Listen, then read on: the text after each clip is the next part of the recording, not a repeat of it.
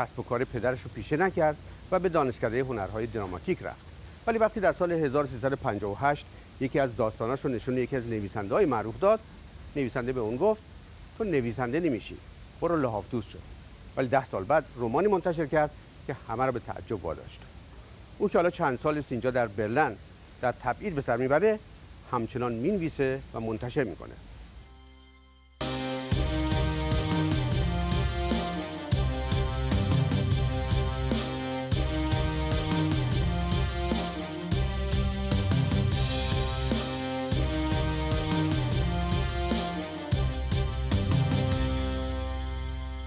عباس معروفی به برنامه به بار دیگر خوش آمدید. آقای معروفی، برخلاف کنایه اون نویسنده، شما لحافتوز نشدین و شدین نویسنده و نویسنده بسیار موفقی هم شدین. تا چه حد اون توسعه دوم آقای گلشیری موثر بود تو این کارتون؟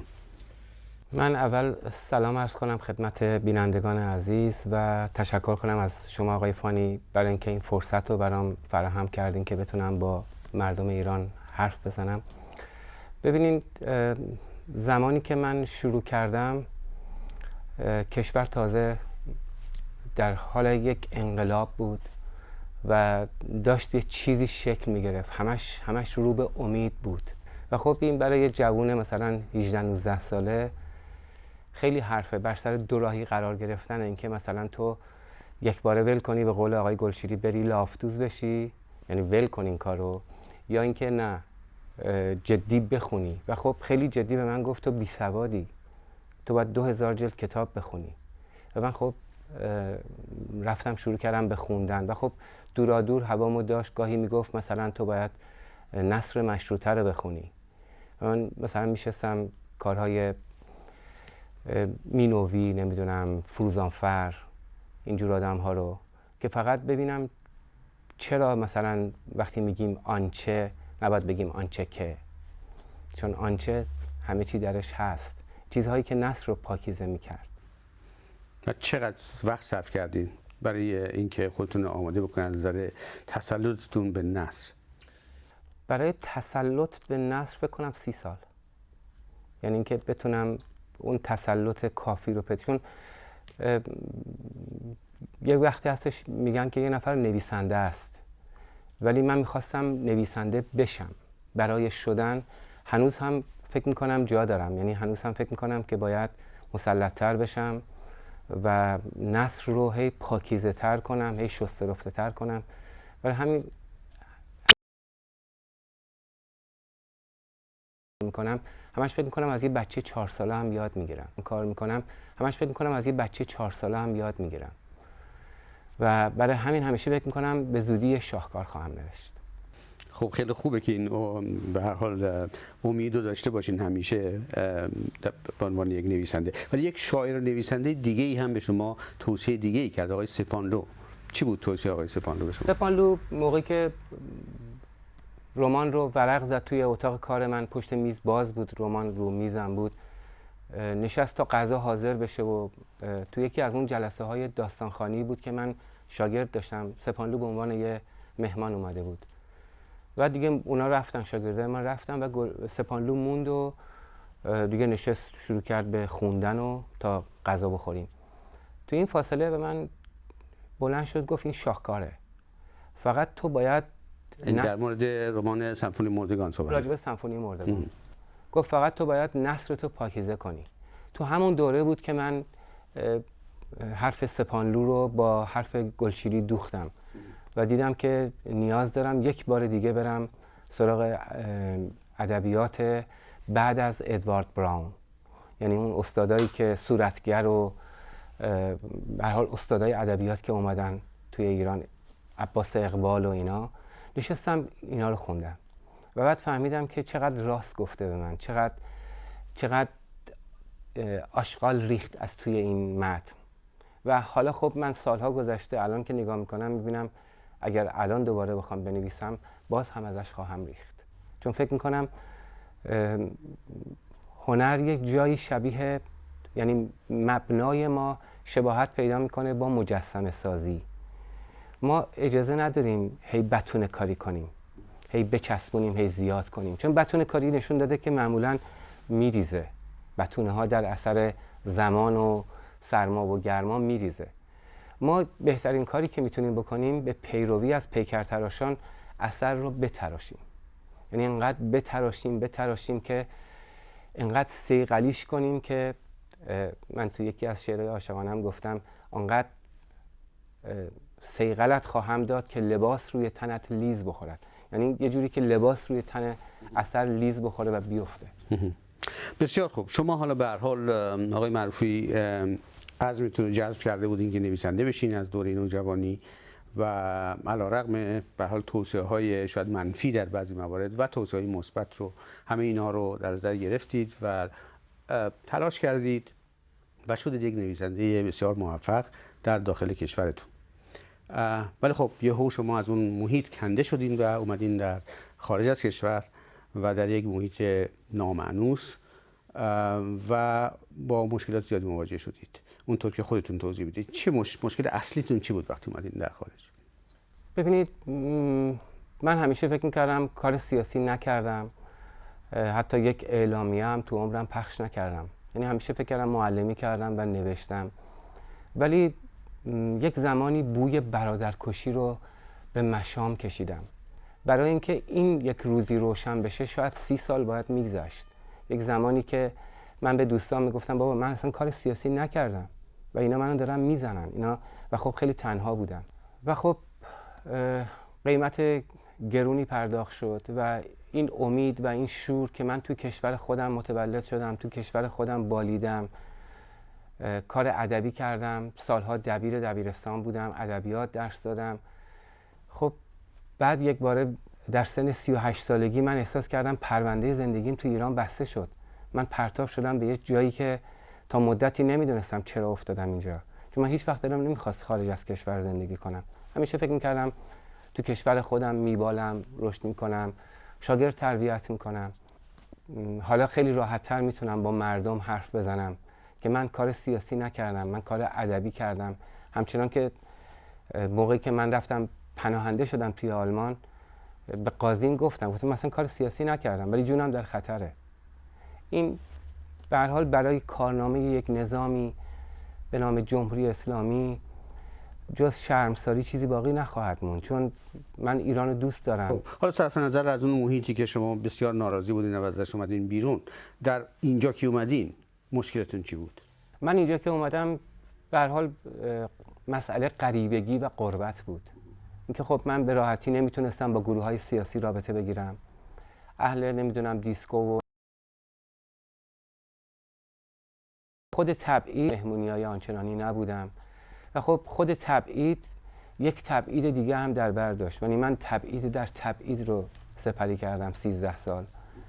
این یکم دردناک. یعنی احساس تنهایی و انزوا می‌کردین در محیط آلمان؟ شدیداً. یعنی احساس تنهایی هست ولی خب به هر حال نشستم تو تنهاییم، سعی کردم اون پیکر اون نویسنده رو بیشتر بتراشم چون فرصت بیشتر داشتم.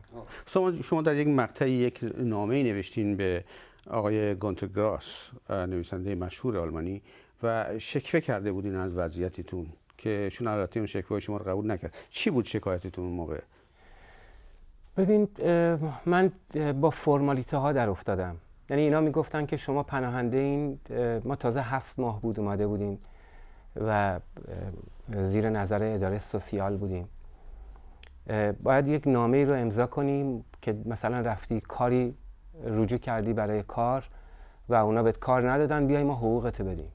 و خودشون هم میدونستن که فرمالیته است. من زدم زیر این، یعنی گفتم مثلا من این فرمالیته ها رو قبول ندارم، من نویسنده‌ام، پزشکم نبودم، مهندسم نبودم، بنابراین نمیتونم پیتزا هم بپزم. من میخوام کار خودم رو ادامه بدم و خب خیلی رنج کشیدم تا تونستم این کار رو بکنم. یعنی من حتی یک دوره ناچار شدم توی هتل کار کنم. مجبور بودم که یک دوره‌ای رو بگذرونم تا برسم به مرحله بعدی. ولی به هر حال حرفم رو زدم بهش. ولی ممکنه خیلی‌ها به شما ایراد بگیرن و کمان که گرفتن هم، که به هر حال این سرنوشت بسیاری از آدمایی که حالا نویسنده بودن، شاعر بودن و کارهای هنری میکردن و اومدن خارج و دوچار این وضعیتی شدن و شما به نوعی با اصطلاح خیلی عام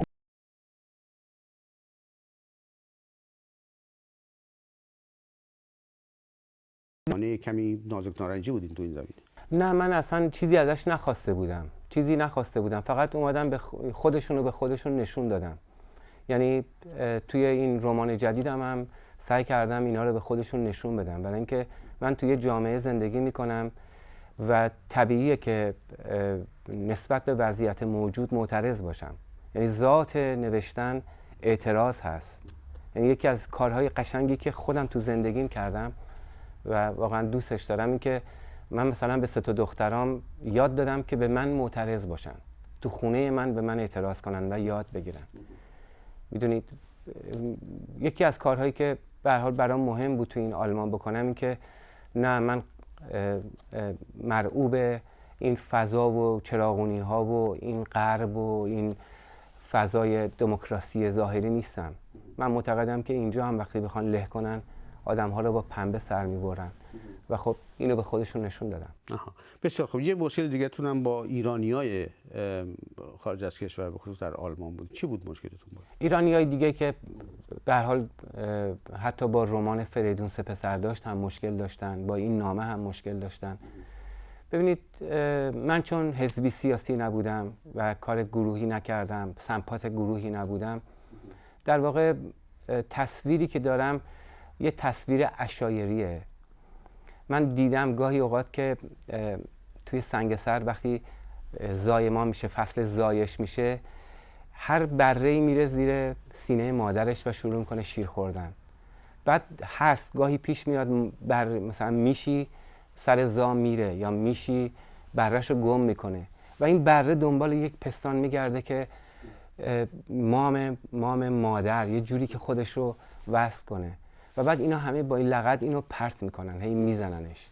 این حسی بود که شما در بین ایرانی‌ها داشتین در اینجا؟ آره، یعنی فکر کردم که چون من حزبی نبودم هر گروهی فکر کرد که این مال ما نیست، با لغت منو میزد و خب برای من هم اهمیتی نداشت. منم اونا رو هم نشون دادم به خودشون.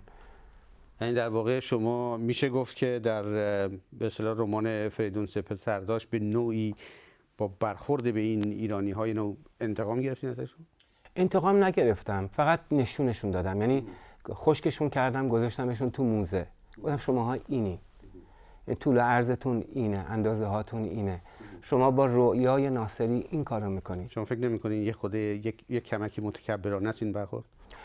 شاید هم باشه، ولی به هر حال من کارم داستان نویسیه. یعنی من از منظر با دوربین داستان، در واقع دوربین داستان رو گرفتم و جامعه رو به خودش نشون میدم. یعنی ببین اونجایی که تو سمفونی مردگان برادرکشی غریزی وجود داره، یعنی این بوی برادرکشی تو هوا هست که برادر بازاری میخواد برادر شاعر رو بکشه.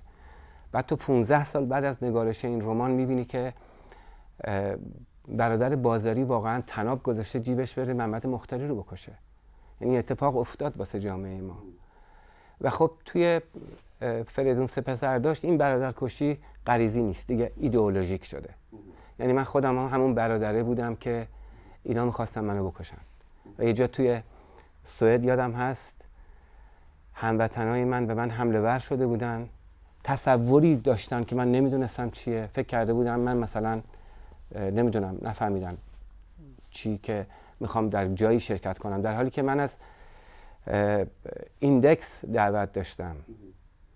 بعد قرار بود که بخشی از سانسور ایران رو به اینا نشون بدم و بعد شما فکر کنین یک نویسنده ایرانی از ترس ایرانی‌های حمله کننده تحت مثلا حمایت پلیس سوئد، من خجالت میکشیدم. بسیار خوب. حالا یک مشکل دیگه، برگردیم به کار اصلی خودتون، یعنی در واقع نویسندگی شما. مشکل دیگه‌ای که شما اینجا اونجا در مصاحبه ها گفتید اینه که یعنی مشکل به نوعی که در ایران امکان نداره که شما آثارتون چاپ بکنین و مخاطبتون به هر حال مردم داخل کشورتون هستن. شما میگین که ما اینجا هر درختی که میکاریم ریشش رو در آب میذاریم تا بریم یه روز تو ایران اینا رو بکاریمش.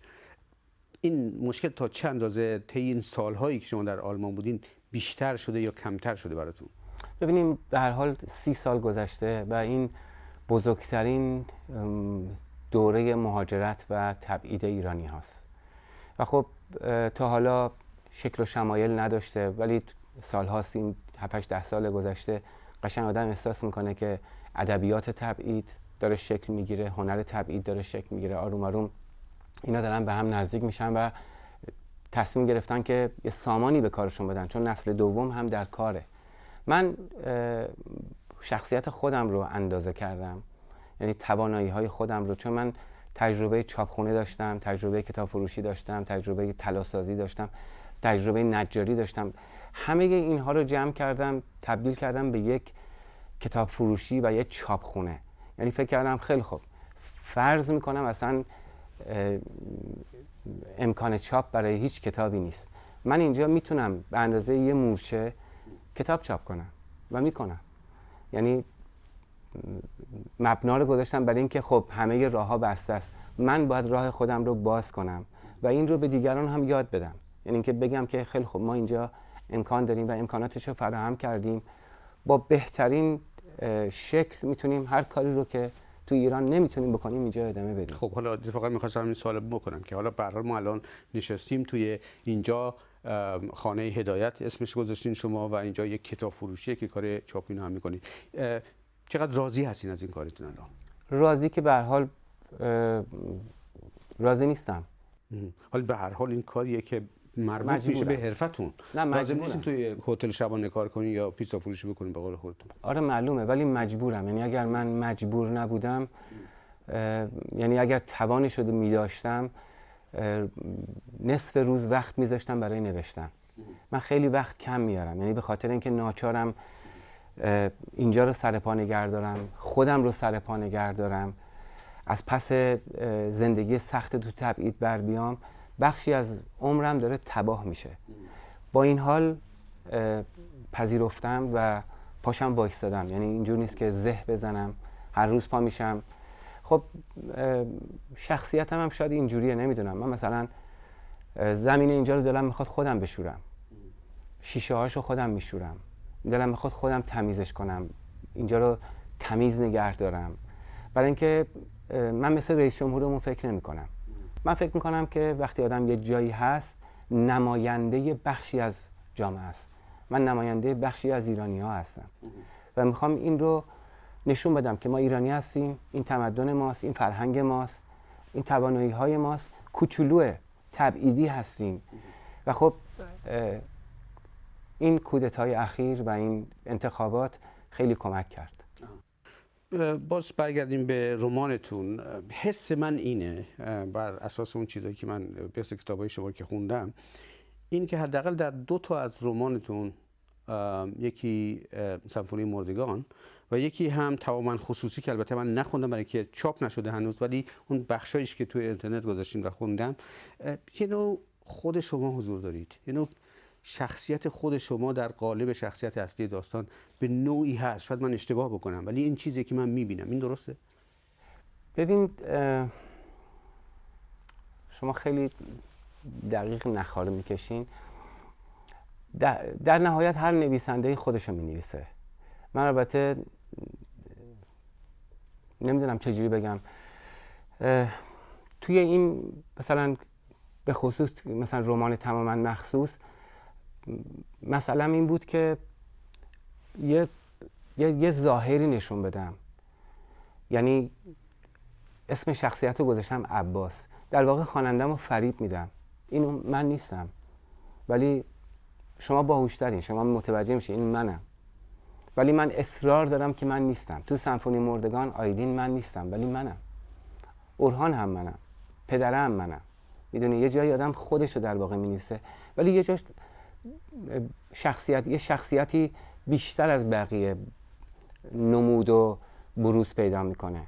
خب توی تماما مخصوص عباس، مخصوصا اسمشو گذاشتم عباس برای اینکه این هم جزو قاعده رمانه دیگه. من میخوام با خوانندم همه بازی هامو بکنم. پرداختن به سیاست برای یک نویسنده به نظر شما تا کجا میتونه بره؟ یعنی بازتاب دهنده وقایع باشه یا نگاهی فلسفی داشته باشه یا ریشی آبنده باشه، همونطوری که مثلا فریدون سپهر داشت بود؟ چیه به نظر شما؟ یعنی چطوری باز به سیاست پرداخت در به عنوان یک نویسنده؟ ببین، یه تعریف، یه چیز پارادوکس هستش. من مثلا یه تعریف داریم، انسان موجودی سیاسی. این تعریف افلاطون از انسان. در یک جا هم نگاه میکنیم که من جایی تربیت شدم، جایی بزرگ شدم که نباید وارد سیاست شد. سیاست پدر مادر نداره و دیدیم که واقعا همینجور هست. و خب برای ادبیات تا حالا هم نشون داده معمولا سیاست برای نویسنده بار نمیاره، سیاست برای نویسنده اعتبار نمیاره، بلکه سیاستمدارا همیشه از نویسنده ها اعتبار میگیرن. میره تو آلمان هر وقت شرودر میخواد بره مثلا برای ریاست جمهوری تبلیغ کنه، گونتر گراس میاره کنار دستش. من اینو نمیپسندم. یعنی من فکر کنم اصلا دو دنیای متفاوته. ولی در کشور ما رژیم ما به خاطر اینکه خیلی میدونید اینقدر ضعیف و حقیر هست، این همه مردم رو درگیر سیاست کرده. یعنی همه رو درگیر میکنه، تو رو درگیر سیاست میکنه و بعد بلایی سرت میاره که فرار کنی و بعد با تیر میزنتت. ولی از طرف دیگه خیلی از نویسنده ها در واقع معتقد بودن که سانسور به نوعی راه رو بر خلاقیت نویسنده و شاعر باز میکنه از یک نظرایی. کما اینکه بعد از انقلاب فکر میکنم غلام حسین سایدی بود که گفته بود که سانسور داشتیم، ما میدونستیم چطوری حالا حرف بزنیم، حالا انقلاب شده سانسور برداشته شده، البته بحث سال اول انقلابه و ما نمیدونیم چطوری بنویسیم. شما مثلا فکر میکنین که واقعا در زمانی که سانسور وجود نداره واقعا دیگه راه بازه، شما خلاقیت بیشتری دارین؟ ببین سانسور خود جامعه یک سانسور داره، سانسور اجتماعی هست، یه چیزایی هستش که آدم نمیتونه اون چیزی رو که همینجوری تو ذهنش میاد، هر آشغالی که تو کلش میاد بریزه بیرون. یعنی آدم یه جاهایی این چیزا رو فیلتر میکنه. ولی اتفاقا سپانلو هم چند وقت پیش گفته بود که سانسور به خلاقیت کمک میکنه. من اینو قبول ندارم. درسته یه جاهایی به من یک امکانی میده که مثلا من ذهنم خلاق‌تر بشه، یک ترفندهایی پیدا کنه که من بارها کردم، یعنی تجربهش رو هم دارم که مثلا وزارت ارشاد یک جایی کتابی از من رو گرفته بودن و گفتن که تصویر کردن اندام زن طبق فتوای خمینی حرامه. و خب من ناچار شدم توی اون داستان یک مجسمه بسازم، جلوی هتل بذارم، بخشی از این اندام زن رو تو اون مجسمه بگم. خب این یه بخش خلاقیته، ولی به طور کلی سانسور خلاقیت و تفکر رو میخشکونه و میپوسونه. شما نظرتون راجع به این وقایع اخیر که بعد از اعلام نتایج انتخابات دهمین دوره ریاست جمهوری ایران پیش اومد چیه؟ یعنی برای به عنوان یک نویسنده چطور نگاه میکنین به این قضایا؟ یعنی چه چیزی، چه درسی به شما داده به عنوان نویسنده؟ درسی به من نداده. اون چیزی که من خب میدونستم، با این حال آدم میره کمک جامعهش، میره کنار جامعهش میسته. ولی چیزی که سالها پیش من میدونستم، این نظام دیکتاتوریست، نظام توتالیتره. و 4 سال پیش با ZDF مصاحبه کردم و بهشون گفتم حکومت جمهوری اسلامی از امروز از جمهوری تبدیل شد به حکومت. حالا خب خیلی از دوستان 4 سال بعد این رو تازه دیدن. خب من جور دیگه میبینم. و خب ولی من منظورم این حرکتیه که در ایران شروع شد، حرکت اعتراضی، حالا به حق یا ناحق کار به اون نداریم، ولی مردم حس میکنن که یا عده زیادی از مردم ایران حس میکنن که به هر حال رأیشون دزدیده شده و به این شکل اومدن خیابون و اعتراض دارن میکنن. این به شما چه درسی میده؟ این آقای فانی، یک زمانی ما انقلاب کردیم، من اون موقع 20 سالم بود و بعد یک چیزی رو که تو رمان فریدون هم بهش زیاد پرداختم همینه، مسئله‌مه. جامعه من و حکومت کشور من پیروزی انقلابش رو با اعدام یک سری آدم جشن گرفته. من معتقدم انقلابی که با اعدام آدم‌ها جشنش رو برد، مثل هر انقلاب دیگه هم همینجوری بوده میشه. نه به این شدت که بچه‌های خودشو بخوره، نه به این شدت که بزنه هر گروهی رو اهرم گروه دیگه کنه و پله پله اینا رو از بین ببره تا برسه به روزنامه‌نگار، نویسنده و الان رسیده به مردم عادی. یعنی به مردم میگه شما بیاین رأی بدین، من شما رو میزنم. شما بیاین به من تاییدیه بدین، من شما رو له میکنم. عباس معروفی، خیلی متشکرم از شرکتتون در برنامه به عبارت دیگر. منم از شما ممنون.